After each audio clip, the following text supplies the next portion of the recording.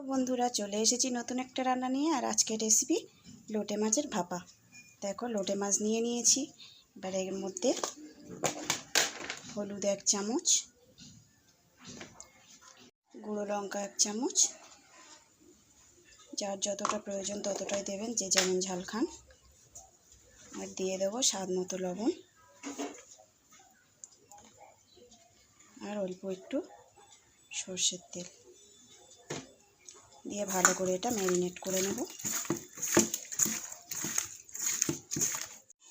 হয়ে গেছে এটা আমার ম্যারিনেট করা। কড়া গরম হয়ে গেছে, কড়ার মধ্যে তেল দিয়ে দেব।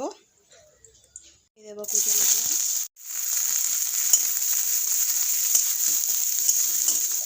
1 চামচ আদা রসুন পেস্ট,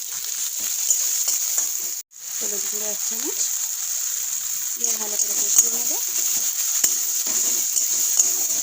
বন্ধুরা মশলা থেকে তেল ছেড়ে দিয়েছে। এবার এর মধ্যে দিয়ে দেবো ম্যারিনেট মাখিয়ে নেব।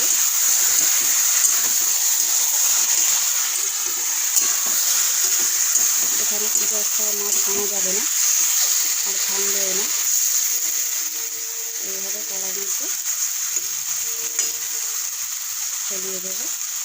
এখন মাছে জল ছাড়তে শুরু করে দিয়েছে। এটা আমি এখন ঢেকে রাখবো কিছুক্ষণ। ফিরে এসেছি 5 মিনিট পর, খুলে দেখার পালা। দেখো বন্ধুরা তরকারিটা ঠিক কেমন হয়েছে। আর এখানে দেখতেই পাচ্ছ একটাও মাছ কিন্তু ভাঙেনি, প্রত্যেকটা মাছ গোটা আছে। এই ভিডিওটা ভালো লাগলে প্লিজ সাবস্ক্রাইব করতে ভুলো না। আর কেমন হয়েছে কমেন্টে জানিও। আজকের মতো টাটা বন্ধুরা।